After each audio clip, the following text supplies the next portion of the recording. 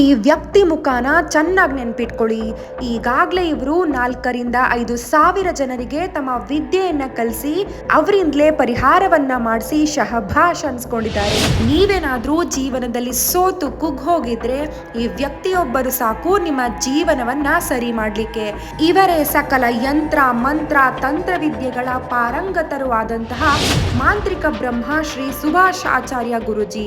ಜೀವನದಲ್ಲಿ ಸೋತು ನೊಂದು ಬೆಂದು ತಮ್ಮ ಜೀವನಾನೇ ಮುಗಿತು ಅನ್ಕೊಂಡವರೆಲ್ಲ ತನ್ನಂತೆಗೆ ವಿದ್ಯೆ ಕಲಿತು ಮುಂದೆ ಬರಬೇಕು ಅನ್ನೋದೊಂದೇ ಈ ವ್ಯಕ್ತಿಯ ಧ್ಯೇಯವಾಗಿದೆ. ಈಗಾಗಲೇ ಇವರು ಸಾವಿರಾರು ಜನರ ಬಾಳಿಗೆ ದಾರಿದೀಪವಾಗಿದ್ದಾರೆ. ಚೌಡಿಕಟ್ಟು ಪ್ರಯೋಗ ಅಂದರೆ ವಿದ್ಯೆ ಇಳಿದವನು ಕೂಡ ಅವನು ಕೂಡ ಈ ಚೌಡಿಕಟ್ಟು ಒಂದು ಕ್ಲಾಸ್ ಆದ ನಂತರ ನಾನು ಚೌಡಿಕಟ್ಟು ನಾನು ಮಾಡಬಲ್ಲೆ ಅನ್ನೋ ಒಂದು ಶಕ್ತಿಯನ್ನು ಕೊಡ್ತೀನಿ. ಮೂಲ ಮಂತ್ರವನ್ನು ಕೂಡ ಕೊಡ್ತೀವಿ. ಚೌಡಿ ಮಂತ್ರ ನೀವು ಜೀವನದಲ್ಲಿ ನೋಡೋಕ್ಕಿರೋದಿಲ್ಲ. ಮೊದಲನೇದಾಗಿ ನಿಮ್ಮ ಪರಿಚಯವನ್ನು ಮಾಡಿಕೊಡೋದಾದರೆ, ನಮ್ಮ ಹೆಸರು ಸುಭಾಷ್ ಆಚಾರ್ಯ ಅಂತ. ಶ್ರೀ ಬಲಮುರಿ ಗಣಪತಿ ಕಾಳಿಕಾದೇವಿ ಮತ್ತು ಅಘೋರ ಭದ್ರಕಾಳಿ ಆರಾಧಕರು ಮತ್ತು ಮಹಾಭದ್ರಕಾಳಿ ಆರಾಧಕರು, ತಾಂತ್ರಿಕ ಪಂಡಿತರು ಅಂತ ಕರೀತಾರೆ. ಸೊ ತಾಂತ್ರಿಕದ ಮಾಸ್ಟರ್ ಅಂತ ಕೆಲವರು ಕರೀತಾರೆ. ಸೊ ಅವರವ್ರ ಇಷ್ಟವಾದ ಒಂದು ಹೆಸರನ್ನು ಕೊಟ್ಟು ಕರೀತಾ ಇರ್ತಾರೆ. ಗುರುಗಳೇ, ಚೌಡಿಕಟ್ಟು ಪ್ರಯೋಗವನ್ನು ನೀವು ಹೇಗೆ ಹೇಳ್ಕೊಡ್ತೀರಾ? ಎಲ್ಲರಿಗೂ ಇರುತ್ತೆ, ನನಗೆ ವಿದ್ಯೆ ಬರಬೇಕು, ಅದಕ್ಕೆ ನಾನು ಕಲಿಬೇಕು ಅಂತಿರುತ್ತೆ. ಚೌಡಿಕಟ್ಟು ಪ್ರಯೋಗ ಅಂದರೆ ವಿದ್ಯೆ ಇಳಿದವನು ಕೂಡ ಅವನು ಕೂಡ ಈ ಚೌಡಿಕಟ್ಟು ಒಂದು ಕ್ಲಾಸ್ ಆದ ನಂತರ ನಾನು ಚೌಡಿಕಟ್ಟು ನಾನು ಮಾಡಬಲ್ಲೆ ಅನ್ನೋ ಒಂದು ಶಕ್ತಿಯನ್ನು ಕೊಡ್ತೀನಿ ಅವನಿಗೆ. ಅಂದರೆ ಚೌಡಿಕಟ್ಟು ನಾನು ಯಾವ ರೀತಿ ಮಾಡಬೇಕು, ಪಾಠ ಇರುತ್ತೆ, ಪ್ರಯೋಗ ಅವ್ರ ಮುಂದೆ ಮಾಡಿ ತೋರಿಸ್ತೀವಿ. ಯಾವ ರೀತಿ ಪ್ರಯೋಗವನ್ನು ಮಾಡಬೇಕು, ಇದರಲ್ಲಿ ಕೆಟ್ಟದ್ದು ಯಾವ ರೀತಿ ಮಾಡಬೇಕು, ಒಳ್ಳೆಯದು ಯಾವ ರೀತಿ ಮಾಡಬೇಕು, ನಿಮಗೆ ಯಾವ ರೀತಿ ತಗೊಳ್ಬೇಕು ಅನ್ನೋದು, ಏನೇನು ಐಟಮ್ ಆಗಬೇಕು, ಯಾವ ರೀತಿ ಈ ಚೌಡಿಕಟ್ಟನ್ನು ಉಪಯೋಗವನ್ನು ಪಡ್ಕೊಳ್ಬೇಕು, ಯಾವುದಕ್ಕೆ ನಿಮಗೆ ಈ ಚೌಡಿಕಟ್ಟು ಎಷ್ಟು ಶಕ್ತಿ ಆಗುತ್ತೆ. ಇದು ಹೆಚ್ಚು ಮುಖ್ಯವಾಗಿ ಅತಿ ಶೀಘ್ರದಲ್ಲಿ ದೇವಾಲಯದಲ್ಲಿ ಯಾರ್ಯಾರಿದ್ದಾರೋ, ಅಂದರೆ ನಮ್ಮ ಚಿಕ್ಕ ಚಿಕ್ಕ ದೇವಸ್ಥಾನ, ಚೌಡೇಶ್ವರಿ ದೇವಸ್ಥಾನಗಳಾಗಿರ್ಬೋದು ಮತ್ತು ಅಮ್ಮನವರ ದೇವಸ್ಥಾನಗಳಾಗಿರ್ಬೋದು, ಇವರಿಗೆ ತುಂಬ ಅನುಕೂಲ ಆಗುತ್ತೆ. ಇದರಲ್ಲಿ ಚೌಡಿಕಟ್ಟು ಕಟ್ಬಿಟ್ರೆ ಜೀವನ ಪರ್ಯಂತ ಒಂದು ದೇವಿಗೆ ಸೇವೆ ಮಾಡ್ದಂಗೆ, ಜನರಿಗೆ ಒಳ್ಳೇದು ಮಾಡ್ದಂಗೆ ಆಗುತ್ತೆ. ಈ ಚೌಡಿಕಟ್ಟು ಕಟ್ಟಿದ್ರೆ ಆ ಒಂದು ವಿದ್ಯೆ ಸಾಕು ಇವರು ಕುಟುಂಬನ ಇವರು ಬದುಸ್ಕೊಳ್ಳೋದಕ್ಕೆ. ಈ ಥರ ಇರುತ್ತೆ. ಇದು ತುಂಬ ಭಯಂಕರವಾಗಿರುತ್ತೆ. ಈ ಚೌಡಿಕಟ್ಟು ಪ್ರಯೋಗವನ್ನು ಕಲ್ತ್ಕೊಳ್ಳೋದಕ್ಕೆ ಏನಾದ್ರು ಏಜ್ ಗ್ರೂಪ್ ಇದೆಯಾ, ಅಥವಾ ಸ್ತ್ರೀ ಪುರುಷ ಆ ಥರ ಏನಾದ್ರು ಇದೆಯಾ ಗುರುಗಳೇ? 18 ವಯಸ್ಸಿಂದ 64 ವಯಸ್ಸುವರೆಗೂ ಆಗಲಿ, ಹೆಣ್ಣಾಗಲಿ ಗಂಡಾಗಲಿ ಇಬ್ಬರಿಗೂ ಅವಕಾಶ ಇರುತ್ತದೆ. ಇದರಲ್ಲಿ ಯಾವುದೇ ರೀತಿ ಇಲ್ಲ ನಾವು ಸಂಸಾರಸ್ಥರು ಇದರಲ್ಲಿ ಕಲಿಯೋಂಗಿಲ್ಲ, ಈ ಥರ ಏನೂ ಇಲ್ಲ. ವಿದ್ಯೆ ಕಲಿಯೋದಕ್ಕೆ ಯಾವ ಒಂದು ಅಡೆತಡೆನೂ ಇರೋದಿಲ್ಲ. ಪ್ರತಿಯೊಬ್ಬರಿಗೂ ನಮ್ಮ ಸನಾತನ ಧರ್ಮ ನಮಗೆಲ್ಲರಿಗೂ ವಿದ್ಯೆ ಕಲ್ತ್ಕೊಳಕ್ಕೆ ಅವಕಾಶ ಕೊಟ್ಟಿದೆ. ಸೊ ಹೆಣ್ಣಾಗಲಿ ಗಂಡಾಗಲಿ ಪರಸ್ಪರ ಹೊಂದಾಣಿಕೆ ಇದ್ದರೆ ಎಲ್ಲರೂ ಕಲಿಬೋದು. ಮತ್ತು ಈ ತಾಂತ್ರಿಕ ವಿದ್ಯೆಯಲ್ಲಿ ಹೇಗೆ ಅಂತಂದರೆ ದೇವರನ್ನ ಬೇಗ ಒಲಿಸ್ಕೋಬೋದು ಮತ್ತು ನಮ್ಮ ಕೆಲಸವನ್ನು ಬೇಗ ಮಾಡ್ಕೋಬೋದು ಅಂತ ಹೇಳ್ತಾರೆ. ಯಾಕೆ ಸಾತ್ವಿಕ ವಿಧಾನದಲ್ಲಿ ದೇವರನ್ನ ಬೇಗ ಒಲಿಸ್ಕೊಳ್ಳೋಕ್ಕಾಗೋದಿಲ್ವಾ ಗುರುಗಳೇ? ಕೆಲವೊಂದು ಉಗ್ರ ದೇವತೆಗಳಿರುತ್ತೆ. ಈ ಚೌಡಿ ಅನ್ನೋಕ್ಕಂಥದ್ದು ಕೂಡ ಎಲ್ಲರೂ ಚೌಡಿ ಅಂದರೆ ಚಾಮುಂಡೇಶ್ವರಿ ಅಂತ ಅಂದ್ಕೊತಾರೆ. ಹೌದು, ಅದು ಅಲ್ಲ. ಚೌಡಿಗೂ ದೇವತೆಗೂ ಸಂಬಂಧ ಇಲ್ಲ. ಈಗ ಚೌಡಿ ಕಟ್ಟದಲ್ಲಿ ಕೆಟ್ಟದ್ದು ಇದೆ, ಒಳ್ಳೇದು ಇದೆ. ಮನುಷ್ಯನ ಒಂದು ಬುದ್ಧಿ ಮಟ್ಟಿಗೆ ಯಾವ ಥರ ಇದೆಯೋ ಆ ಥರ ಉಪಯೋಗಿಸ್ಕೊತಾರೆ. ಒಳ್ಳೇದು ಬೇಕಂದ್ರೆ ಒಳ್ಳೇದು ಉಪಯೋಗಿಸ್ಕೊತಾನೆ, ಕೆಟ್ಟದ್ದು ಬೇಕೋ ಕೆಟ್ಟದ್ದು ಉಪಯೋಗಿಸ್ಕೊತಾನೆ. ಯಾಕೆ ಬೇಗ ಅಘೋರದಲ್ಲೇ ಹೊಡಿತಾರೆ ಅಂದರೆ ಶಕ್ತಿ ದೇವತೆಗಳಿಗೆ ಅಘೋರ ರಕ್ತ ಅನ್ನೋಕ್ಕಂದ್ರೆ ತುಂಬ ಇಷ್ಟ ಇರುತ್ತೆ. ಸೊ ಆ ಟೈಮಲ್ಲಿ ಇವಾಗ ಮಾನವನು ತನ್ನ ಇಷ್ಟವಾದ ಒಂದು ಆಹಾರ ಆಗಿರ್ಬೋದು, ಒಂದು ರಕ್ತ ಆಗಿರ್ಬೋದು, ತನ್ನ ಇಷ್ಟವಾದ ವಸ್ತುವನ್ನು ಕೊಟ್ಟಾಗ ಸೊ ಆಟೋಮೆಟಿಕ್ಕಾಗಿ ಬೇಗ ಒಲಿತಾನೆ. ಅದು ತಂತ್ರ ವಿಧಾನದಲ್ಲಿ ಬಲಿಯನ್ನು ಕೊಡಲೇಬೇಕು ಅಂತ ಹೇಳ್ತಾರೆ. ಯಾಕೆ ಹಾಗೆ? ಇಷ್ಟವಾದ ಒಂದು ವಸ್ತುವನ್ನು ಕೊಟ್ಟಾಗ, ಸೊ ಗಂಗಮ್ಮ ತಾಯಿಗೆ ಏನು ಹೇಳ್ತೀವಿ, ಸೊ ಬಲಿಯನ್ನು ಕೊಡಬೇಕು, ಕೋಣವನ್ನು ಕೊಡಬೇಕು ಅಂತ ಹೇಳ್ತೀವಿ. ಯಾಕೆ? ಅವರ ಒಂದು ಇಷ್ಟವಾದ ಒಂದು ಪದಾರ್ಥ ಅಂತ ಆಗಿರುತ್ತೆ. ಹಿಂದಿನ ಪುರಾತನ ಕಾಲದಿಂದಲೂ ನಮ್ಗೆ ಈ ಥರನೇ ಇದೆ. ಸೊ ಅದಕ್ಕೋಸ್ಕರ ಈಗ ಶಿವನಿಗೆ ಏನು ಇಡ್ತೀವಿ, ಬಿಲ್ಪತ್ರೆನ ಇಡ್ತೀವಿ, ಹೌದು ಅಲ್ವಾ? ಅವಲಕ್ಕಿಯನ್ನು ಇಡ್ತೀವಿ. ಏನಕ್ಕೆ? ಶಿವನಿಗೆ ಇಷ್ಟವಾದ ಅಂಶ ಅಂತ. ತ್ರಿಕಾಲ ಜ್ಞಾನ ಸ್ವರೂಪ ಅಂತ ಜ್ಞಾನವನ್ನು ಮಾಡ್ತಾನೆ ಇರ್ತಾರೆ. ಯಾಕೆ? ಅವ್ರಿಗೆ ಜ್ಞಾನ ಅಂದರೆ ತುಂಬ ಇಷ್ಟ. ಸೊ ಈ ಥರದಲ್ಲಿ ಉಗ್ರ ದೇವತೆಗಳಿಗೆ ಬಂದಾಗ, ಉಗ್ರರನ್ನು ಸಂಹಾರವನ್ನು ಮಾಡಿದಾಗ, ಸೊ ಅವ್ರಿಗಾದ ಬೇಕಾದ ಶಕ್ತಿಯನ್ನು ಕೊಟ್ಟಾಗ, ಆ ಶಕ್ತಿಯನ್ನು ಒಂದು ಆ ವಸ್ತುಗಳನ್ನು ಕೊಟ್ಟಾಗ ಅವರಿಗೆ ವಿಪರೀತ ಶಕ್ತಿ ಜಾಸ್ತಿ ಆಗುತ್ತೆ. ಶಿವನನ್ನು ನಾವು ಸಾತ್ವಿಕ ರೂಪದಲ್ಲೇ ನೋಡಿರ್ತೀವಿ, ಆದರೆ ಶಿವ ಕೂಡ ಒಬ್ಬ ತಾಂತ್ರಿಕ ಅಂತ ಹೇಳ್ತಾರೆ. ಎಷ್ಟು ನಿಜ ಗುರುಗಳೇ ಇದು? 100ಗೆ 1000% ನಿಜಾನೇ ಅದು. ಶಿವ ಒಂದು ಸಾಮಾನ್ಯ ನೀವು ಜ್ಞಾನದಲ್ಲಿದ್ದಾಗ ಮಾತ್ರ ಅವರು ಒಂದು ತಾಳ್ಮೆ ಸ್ವರೂಪ.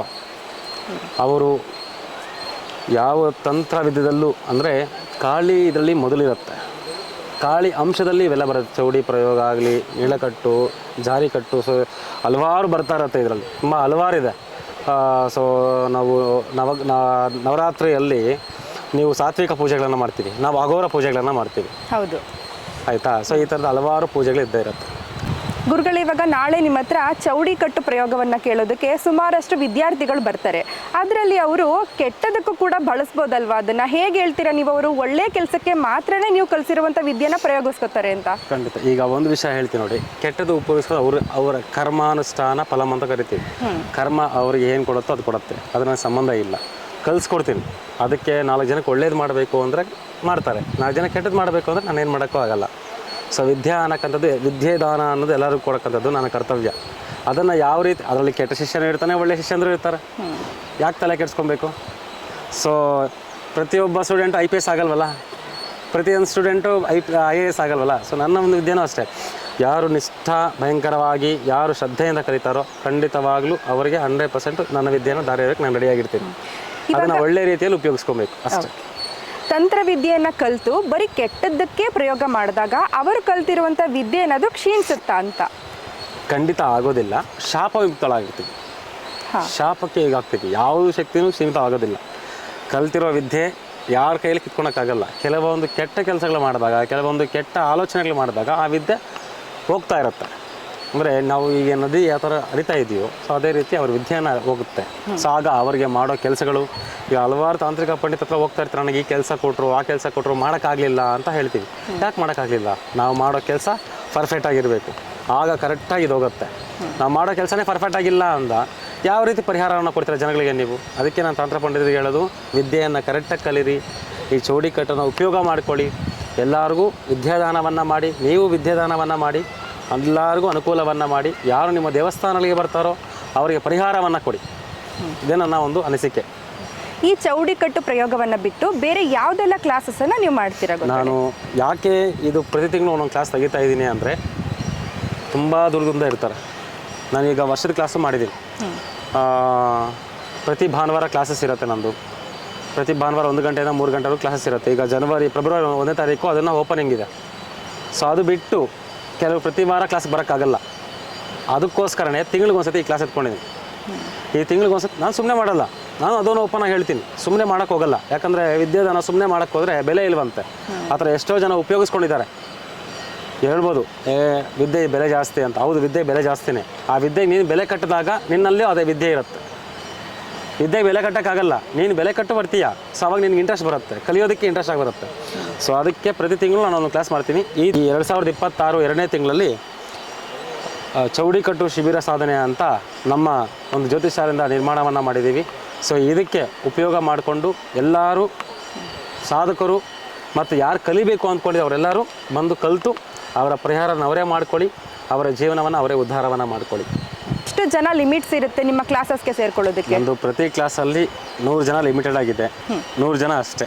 ಅದರ ಮೇಲೆ ನಾನು ಮಾಡೋಕ್ಕಾಗಲ್ಲ. ಸೊ ನಮಗೂ ವ್ಯವಸ್ಥೆ ಮಾಡ್ಕೊಳ್ಬೇಕಾಗುತ್ತೆ, ತುಂಬ ಬೇಕಾಗತ್ತೆ. ಸೊ ಅದಕ್ಕೋಸ್ಕರ 100 ಜನಕ್ಕೆ ಮಾತ್ರ ಇದು ಕಾಲಾವಕಾಶ ಇರುತ್ತೆ. ಫೆಬ್ರವರಿ 15ನೇ ತಾರೀಕು ನಿಮಗೆ ಭಾನುವಾರ ಹೊತ್ತು ಈ ಸಾಧನೆಯನ್ನು ಬೆಳಗ್ಗೆ 9 ಗಂಟೆಗೆ ಪ್ರಾರಂಭ ಮಾಡ್ತೀವಿ, ಸಂಜೆ 5 ಗಂಟೆಗೆ ಬಿಡ್ತೀವಿ. ಮಧ್ಯಾಹ್ನದ ಊಟದ ವ್ಯವಸ್ಥೆಯನ್ನು ನಾವೇ ಕೊಟ್ಟು, ಕಾಫಿ ಟೀಯನ್ನು ಕೊಟ್ಟು, ವಿದ್ಯೆಯನ್ನು ಹೇಳ್ಕೊಟ್ಟು, ಅವರಿಗೆ ಒಂದು PDF ಬುಕ್ಕನ್ನು ಕೊಟ್ಟು ಕಳಿಸ್ತೀವಿ. ಯಾವ ರೀತಿ ಅವರು ಮಡಿ ಮೈಲ್ಗೆಯಲ್ಲಿ ಇರಬೇಕು ಗುರುಗಳೇ? ಯಾವ ರೀತಿ ಮಡಿ ಮೈಲಿಗೆನೂ ಇಲ್ಲ.